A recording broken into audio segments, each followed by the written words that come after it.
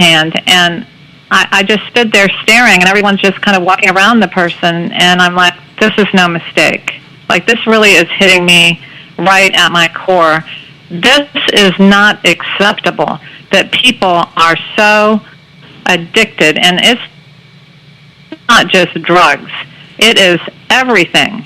From the moment we're born, we're almost taught, you're not okay, and you're not okay, so you need to be addicted to something to feel okay. And that is what I grew up being conditioned through watching and being told that I wasn't okay, and watching people that weren't okay, that were addicted, and all the consequences of that, and becoming addicted myself, and since spending the last 32 years of my life in a profession helping people get out of that place and be free, because we're born free and we don't need to be addicted. And it's not that hard to get off. But the way that we're trying to get people off of addiction is not working. And that's why so many people are dying every year. Well, Dr. Marks, how does it start? How does Addiction Hotel in Manhattan? What if we could have seen his life all the way back from childhood through school, through his parents, through a baby, and see him progress to where he is now, and see how that happened? That would be right. Very interesting. You can see that. What do you think? Right. I can assure you from working with thousands of people, rich, poor, and everything in between, that it was not a pretty sight, that something happened. And like I said, it's not just drugs. It could be food, sex, gambling, entertainment, video games. I mean, the list is absolutely endless of all the things that we try to do to feel okay. And you know, one of the things I love about you and your show is that you're here to tell people they're already okay. You know, they just need to understand that in their own mental state. And you know, Napoleon Hill taught us that, and his own child was such a powerful example. That little boy who was deaf, but he got what he needed. He got what he needed, and he turned out to be a huge success. We are all born to be successful. Right. We all only need to understand that, and that's the cure for addiction. Is to, you know, if we didn't get the love when we were little, we can learn how to love ourselves now, and that is the only way out. You can try every form of treatment in the world. You can go to as many treatment centers as you want. Each one says they're better than the next. You can go to all the therapy. I'm a therapist, so I'm here to tell you, if you don't decide to love yourself, I can't help you, and nobody else can. And that is the spirit. Yeah. That is the spirituality of success, self-love. Hey, Dr. Marks, I'm not saying that, like, for me. Just call me Donna. Okay. Just call me Donna. Well, I want people to know who I'm speaking to. Also, you know, like, there's a thing called, like, for me, you say, hey, we already all right. We are all right, but there's a thing called self-improvement. I do believe in working and improving myself. And absolutely. And so I think that's not a problem to say, hey, I want to be better than, I want to improve myself and do better. What do you say? But I mean, that's okay. Something to improve yourself. You are practicing self-love. Wow, I like that. I like that. That sounds good. Anytime you try to improve yourself, you're practicing self-love. Wow, that's pretty powerful. That's right. That's right. So I knew someone who was a counselor at a program, and he said to me, now you tell me if you agree with this. He said that everybody get high for the same reason. And I said, what's that? He said, to change the way they feel. What do you say about that? I absolutely agree with that, but I want to go a little bit deeper with that message, is that the reason they don't feel okay is because that invisible hole formed inside of them at some point in their life. Invisible hole? Something knocked that hole in their soul. The invisible hole, I call it, yes. There's an emptiness and a void and a sense. Sorry? What is the invisible hole? Right. It's something that happened at some point in life, usually in childhood, but not always, that knocked a hole right through someone's psychic. Right. And took away that feeling of being okay. It took away that feeling of being okay. So now that that craving for that dopamine, which all addiction gives us in our brain that tells us, oh, I feel fine now. I feel okay now. When it's really just, it's just a cover up for that emptiness inside. Mm-hmm. And I mean, where does it come from? Does it come from an adult? Does it come from something happening? Like, where does it come from? This thing called this invisible hole. It's some type of trauma. Yeah, some type of trauma. Yeah, it could be repeated trauma. I talk a lot about it in my book, the different kinds of trauma, usually in childhood, but there wasn't enough affection, there wasn't enough recognition, there was abuse there's so many different kinds of abuse. It could be neglect, it could be physical, it could be emotional, sexual, it could be negligence. There's just all kinds of things that make a child just feel worthless, and that's how that hole starts to form. They could be told they weren't good enough. I was listening to your radio station before we started talking, and wonderful, affirmation of, I am powerful, I am okay. We need to remember that. But when that gets, we're kind of born with that identity that we're okay. We have to be taught that we're not okay. And like I said, I don't want to blame anybody, but we do need to understand what happened. And so usually when parents have been raised with some type of abuse or neglect or abandonment or whatever the case may be, and they are emulating that same thing with their own children. So the intervention has to start with the beginning, from birth, of people understanding how important it is for that child to feel and know love. Because when you feel and know love, when someone offers you drugs or someone tells you to eat something when you're sad, or when someone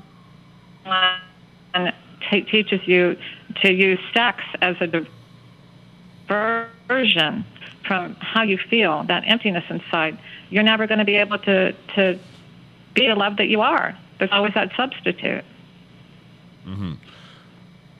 Now, there's not a course for parents to be parents. Maybe there should be a course that could help parents be better parents. There are parenting courses. There are, and they are very helpful. And in my book, I talk about the elements of raising a healthy child. Okay. To feel that love, because if I feel love and someone offers me drugs, I'm like, no, I don't want to do that. Or if I even try them, which is normal for a young person to do, I don't like the way they make me feel. I don't like this feeling. I don't like feeling out of control. I don't like feeling high. I like feeling normal. But when we haven't experienced feeling normal and we've always felt deficient, those addictions are extremely powerful. Yeah. Because they're giving us that feeling and as a replacement for the natural feeling of self-love. Is there such a thing as affirmations in the womb? I think so. I think that, that there's been some research that's come out that says when children, when the mother, I talk about this in my book also, when the mother is under undue stress, there's cortisol is released in the body, and there's studies that show that later on those children might have learning disabilities or addictions or psychological issues. So I think that we're starting to learn that, from the moment of conception, even parents choosing to have a child, that's the first act of love, rather than it just being a byproduct of a sexual connection. And again, not to blame anything, but, being conscious as a society of how valuable a human being is, and every human being is of great value. So when we start to shift our consciousness into this is a human being that deserves the love and the attention and the care and the best way that can be delivered. And, it doesn't have to be perfect. It just has to be good enough. I was recently reading Ed Henry's book about Jackie Robinson, and his mother raised 5 children alone. And those children knew love. They may have had a lot of lack, but they knew love. And they had a mother who worked and wasn't always perfect and wasn't always there, but they were secure that they were loved by that woman and cared for by that woman, and she made sure they got what they needed Not always what they wanted, but what they needed, which is to feel cared about and to feel loved. And he's one of the greatest human beings that's ever walked the planet. Jackie Robinson? Yes. Right. Yes, sir. Is there such a thing as good addictions? I don't believe so. No. Really? There's good habits and good patterns, but I don't know. Oh, I don't know wow. Well, sure. I mean, like if you have developed a good habit of working out, that's certainly self-love. Mm-hmm. But when you have to work out to feel okay, then you're into an addiction, and you're going to have the same emotional reaction when you don't get your fix. Wow. So what you want good habits, but not good addictions. Yes. Okay. Correct. Good behaviors of self-love. Mm-hmm. Now, I guess the next question would be, how do you raise a child that grew up to be a stand-up human being and an amazing person as a human being? How do you raise a child? What is the process? Well, again, the process starts from the time you're pregnant, of making sure that you're taking care of your body and your mind, mm-hmm. so that baby is being developed in such a way that is the body is designed for. And then when the baby's born, that you connect with that baby as much as possible, so that the child feels held, uh-huh. comforted, warm, safe, that they're fed, that you're emanating love, and you're looking that baby in the eye and showing that love, and their uh-huh. baby's recognizing that there's this loving being connecting with them. And then when they're being cared for physically, they're not sitting in a crib for hours and hours and hours. They don't feel abandoned. And then as they begin to get a little bit older, I'm trying to give you a crash course here in 2 minutes, but as they get older and they want some independence, you give them that independence, but not too much. There's always that balance between allowing an individual to find their own individuality, and yet they feel that they have the security of someone who's not giving them too much rope. And then that child is praised for their accomplishments. That child is raised every baby, every little around age 1.5, 2, they start developing interests, and you can see that they have talents, and those talents are nurtured.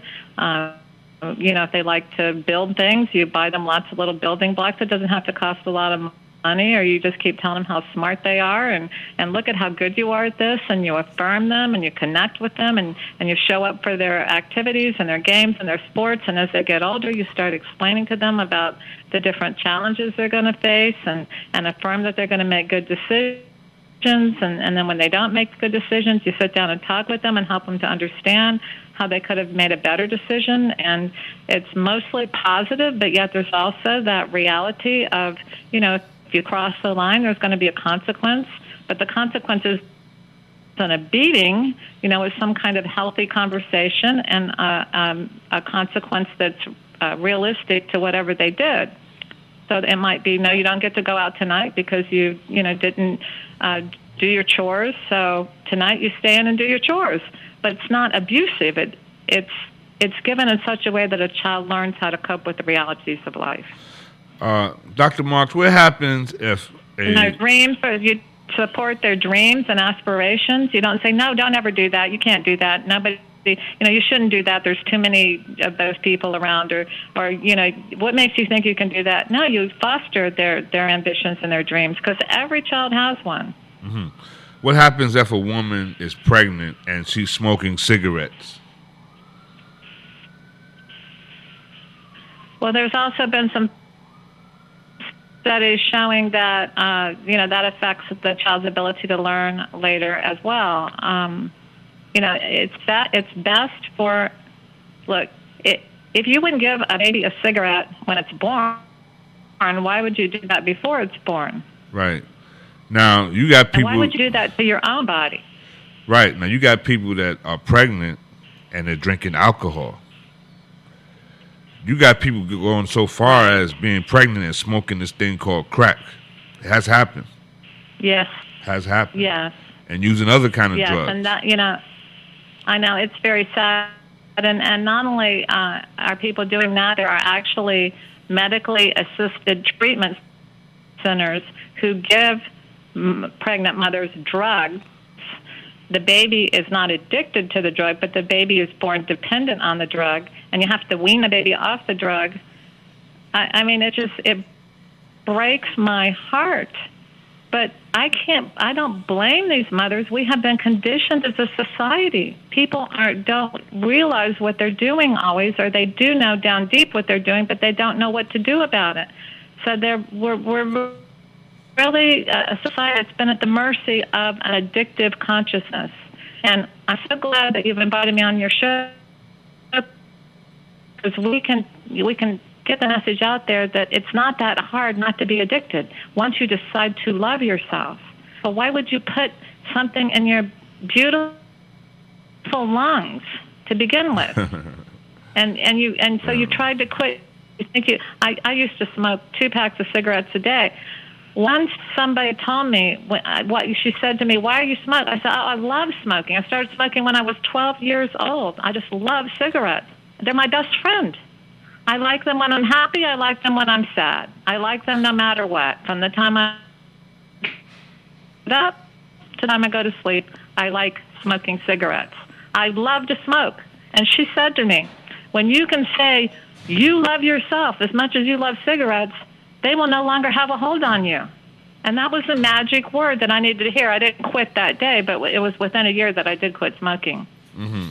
Mm-hmm. Wow, that is deep. 35 years ago. 35 years. Yeah. Now, there was a movie called, this guy named Matty Rich did a movie called Straight Outta Brooklyn. And in the movie, there was a part in the movie where the father who said to his son, he says, "Boy," he says, "I ain't nothing. And I ain't never going to be nothing." And he said, "Boy, you ain't nothing. And you ain't never going to be nothing." Could you imagine a father telling the son that? And you know what they wound up robbing a drug dealer. That was like their master plan. Like, oh, they robbed the drug dealer. So, and that same father he beat the mother, and he beat it to the point where she died in the movie.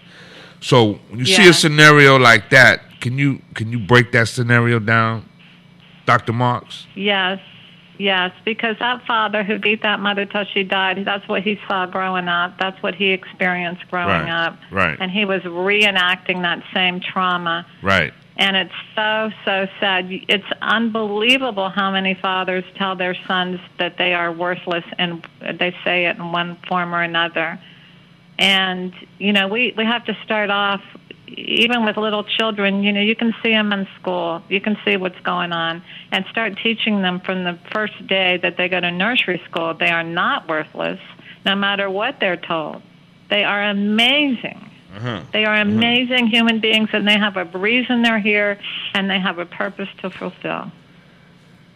Now, imagine, Dr. Marks, you have a child, and you see, or you're pregnant, but you tell that child, you tell the pregnancy, "Hey, you are a champion.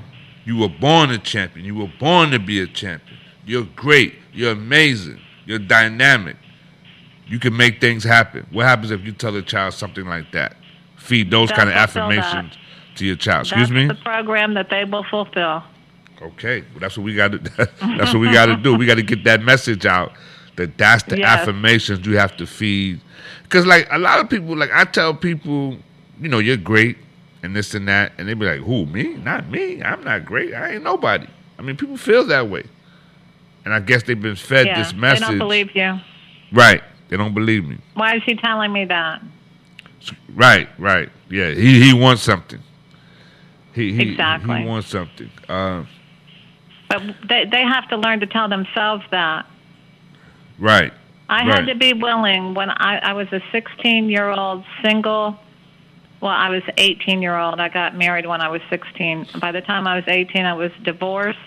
Wow. I had to go to night school to get my high school diploma, and I had a little girl. Wow. And I was a mess. But something inside of me said, "You can do better than this." And Wow. it took a while. It took a while, but I did connect with that voice, and I did do better. Was I your was did. It took a while. It was a process. was your grandparents in your life? Yes, they were. Yes, they were. But my grandparents were, I had two opposite sets of parents. I had my mom was divorced, and my stepfather was alcoholic, angry, and abusive. Wow. My mom was very sweet. She was a nurse. She was very loving, but all that she accomplished got undermined through both of my fathers, my real father and my biological father, and my stepfather. And but my grandparents were not like that. They were very stable, but they were also very shut down and very boring. So there was like two different extremes going on, and I didn't want for my future. I didn't see either one of them, being my model for my future. Wow. So Well, I think children want to see someone that has it together, but also is full of life. And I didn't have that type of role model going on. So we have to be the role model for ourselves of what we want, and we have to learn how to do that. Like you, I can tell you've learned how to do that. Like you're a powerful voice, and you had to learn how to be that voice for yourself, right. and connect to that part of you. Well, in my case, I'm still learning. I consider the way I'm looking at my situation. I'm looking at myself as a student, and I'm here to learn. Yes. I'm here to learn as much as I can. But I am definitely a Yes. student. I am here to learn. Yes. And so that's the way I'm looking at my situation now. Yes, and that's how I like to look at my life too. We're never there. We're always on the journey. Right, because no matter where I am, I'm going to say, okay, I want to take it to another step. I want to go higher. I'm not going to say, oh, I'm comfortable. Yes.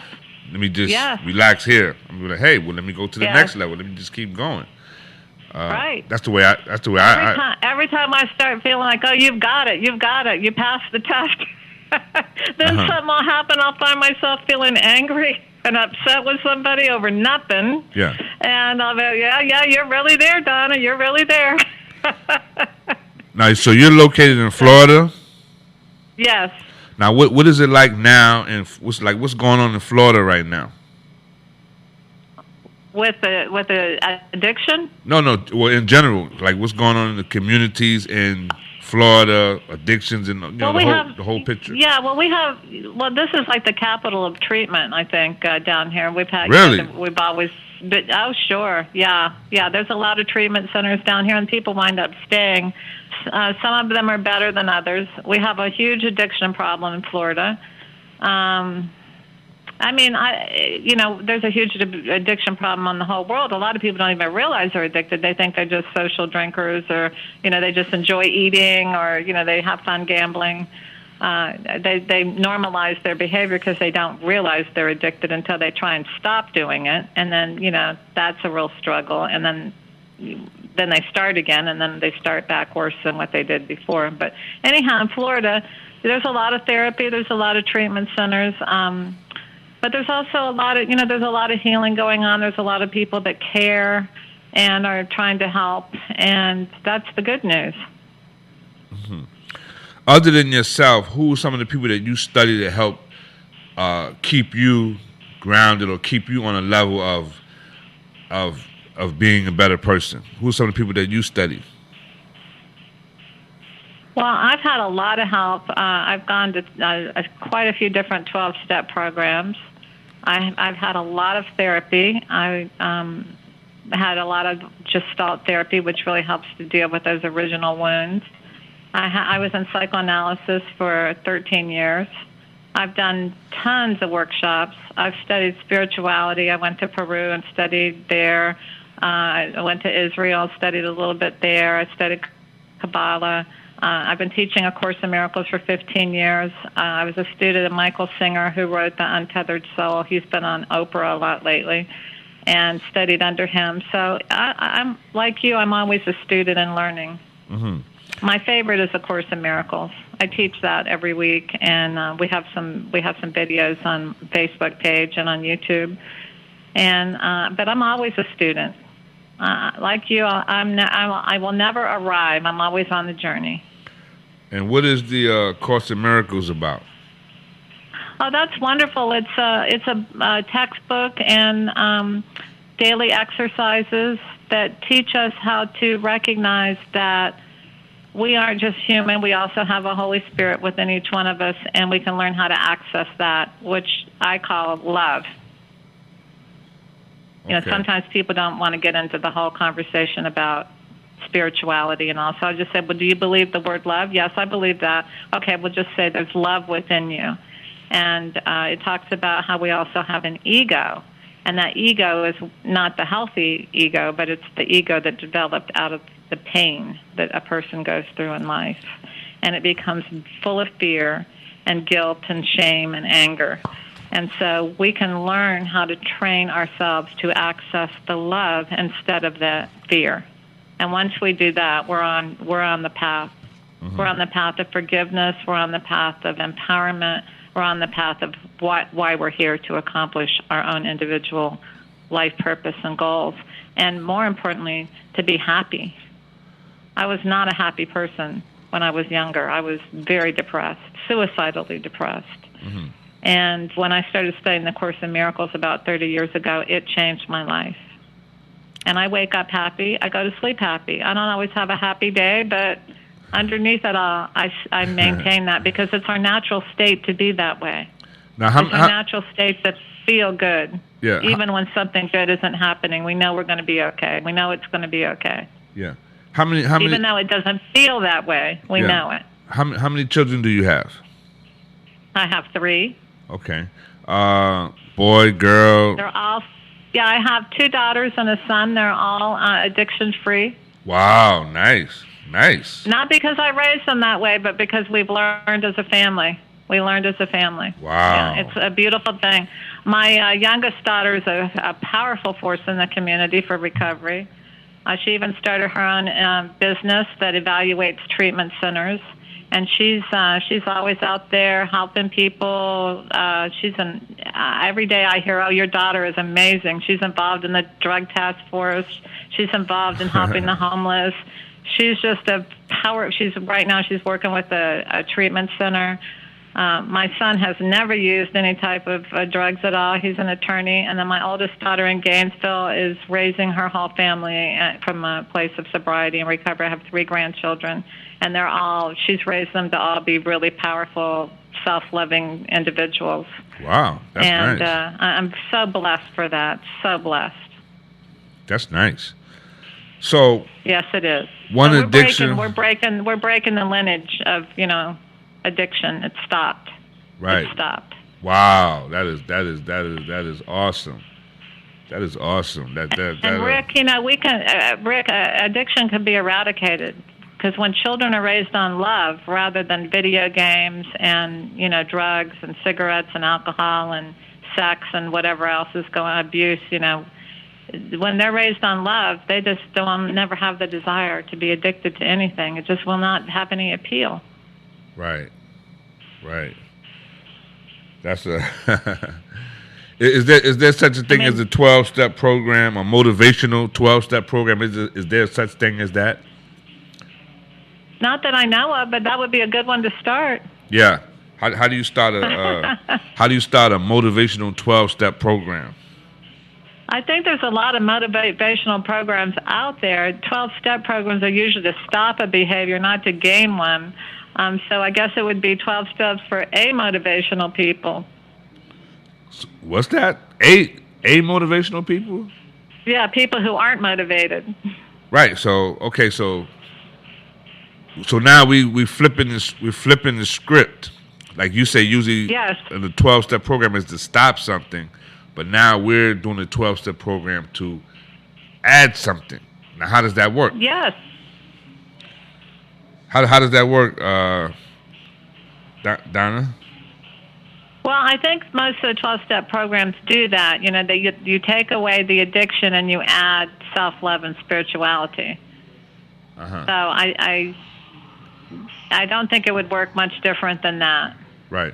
Don't worry. When the program starts, you will be getting a check in the mail. Don't worry about that. Don't worry about that. My 12-step motivational program. Uh-huh. Yeah. Well, there's some great, there's some great motivational programs now.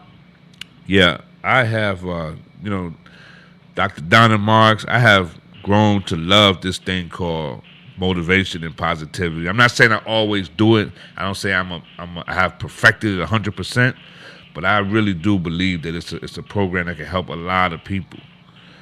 These motivational success. It's a great idea.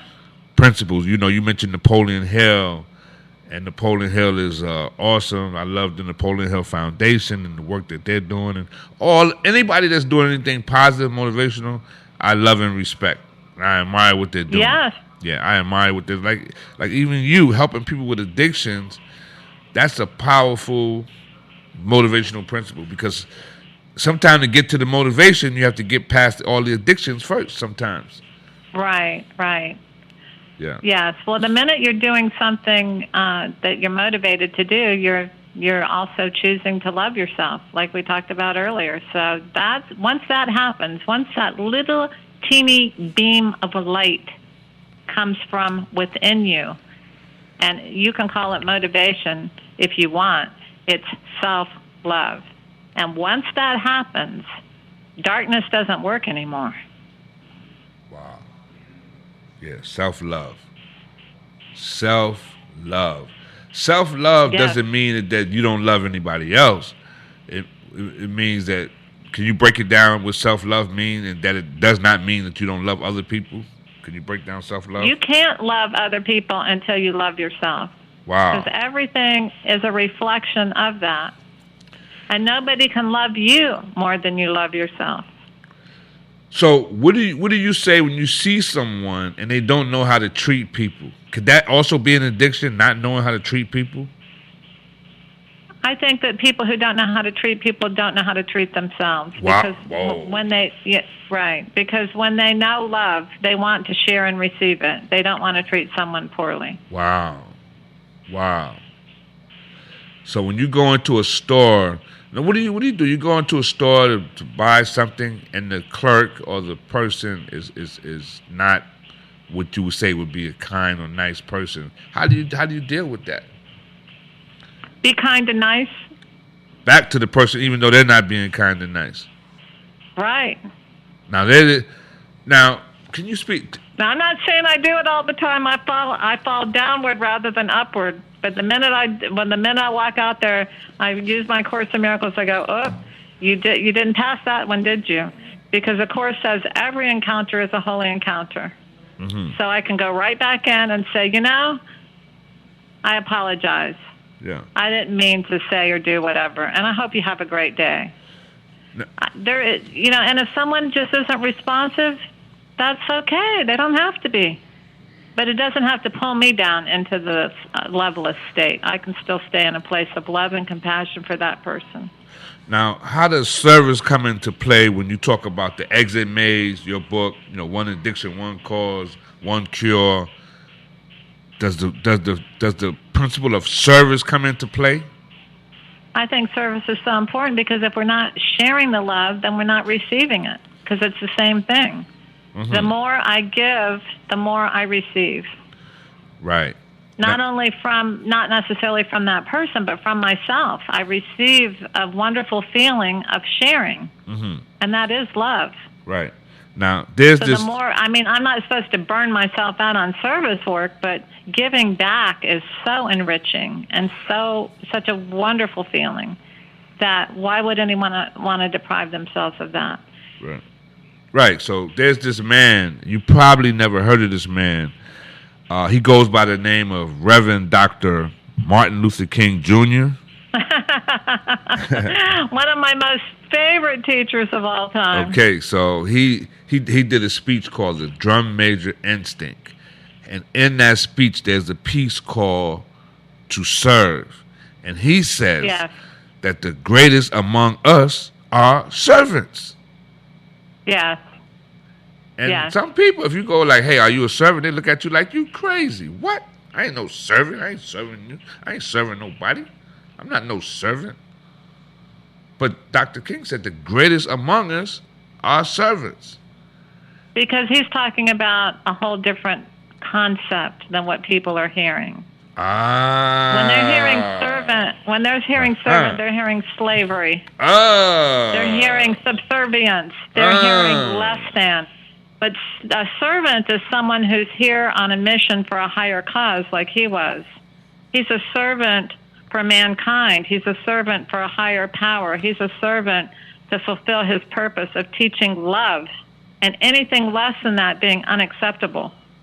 That's a whole different kind of servant than someone who's employed by somebody to be a slave. Now, can you be employed and be a great servant and not Absolutely. be? Yeah. Absolutely, but if you're tolerating being treated like a servant and being treated less than your employer, that is placing yourself in a very negative, unloving place. Now, because your position serving an employer is as valuable as that employer's position of serving you. And there is a mutual, benefit to those relationships. And if there's not, it's time to move on to a more loving place. Does the person that sweeps the floor or take out the garbage, is that person of value? Do we look down on those people? I don't know why anybody would, because I think that is a selfless act, and someone who is doing that is beginning a career, and it's a wonderful place to start. I started off my career waitressing and cleaning houses, and I didn't know there wasn't anything okay with that because there was money. I got paid. Yeah. And the money, is what helped me to, and that type of work is what helped me to think, gee, I can do better than this. I have a mind and I can do something better than this. It motivated me. What would happen if you went to a party and at this party you seen Barack Obama sweeping the floor and taking out the garbage? What would you say if you saw that? I would admire him for that. I would. Wow. I would say there's a real human being who's not thinking he's better than somebody. Oh, man. Wow. Yeah. That's and nice. I wouldn't hesitate to do the same, by the way, and I don't think you would either. Wow. Now, you have a quote in your book by Mother Teresa. Why did you add a quote by Mother Teresa in your book? Because people like her and Martin Luther King and Gandhi were examples of love, of really putting, they were human beings with all their faults, but beyond that, they never forgot they were here for a reason and to teach us love. And they were all successful. And I love her quote. I haven't memorized it. Here, I'm looking at it right now. It says, the greatest disease...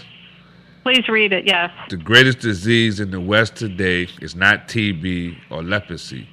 It is being unwanted, unloved, and uncared for. There are many in the world who are dying for a piece of bread, but there are many more dying for a little love. Mother Teresa. Whoa. Wow. Yeah. Yes. Whoa. Man. That was heavy. That was heavy duty. Mother Teresa, that little woman was powerful. And she wasn't that tall either. She was small, tiny woman, but she was powerful. Right. She was a force to be reckoned with. Yeah. Wow. Let me have your website, Dr. Donna Marks. www.drdonnamarks.com. And then same thing for Facebook, Dr. Donna Marks. We're also on YouTube, Twitter, Instagram. Oh, wow. A lot of free videos. Okay. Have a free meditation on my website, which is To Heal Your Heart. And there's some really nice videos you can watch. Nice. I'd love to have people come on and say hi, and let's do some dialogue or whatever. It'd be great. Yeah. And the title of your book is Exit the Maze. One addiction, one cause, one cure. Yes. And let me get the website one more time, just in case people didn't hear it. www.drdonnamarks.com. Right. Wow. I want to thank you for being here today. This was a good start. I think I want to have you back. And thank you. I'm so honored that you invited me, and I just clicked with you. I really enjoyed talking to you at the summit. Yeah. So what we're going to need to do, we're probably going to need to get you on my other radio show. Are you an early riser? Listen, I'm here to serve, so okay. Anytime is fine with me. So we got to get you, hopefully, let's do it before the end of the year. Let's get you on my other radio show. I'm on early Friday morning and on WHCR. This is GHCR.NYC, but we're going to do it on the, we'll schedule it. All right? Perfect. Thank you, Dr. Wonderful. Donna Marks. You were awesome today, and I learned a lot. I enjoyed talking to you. And you know I enjoyed talking to you because now I'm inviting you to my other radio show, so you know I enjoyed talking to you. And I enjoyed being up with you also. All right. Well, continue blessing, and I will talk to you soon. Thank you. Thank you for all the wonderful information that you shared. Oh, thank you for having me on. It was a joy. All right. Talk to you soon. Okay, bye. Bye-bye. Wow, that was nice, man. Oh, thank you. Yeah. Thank you.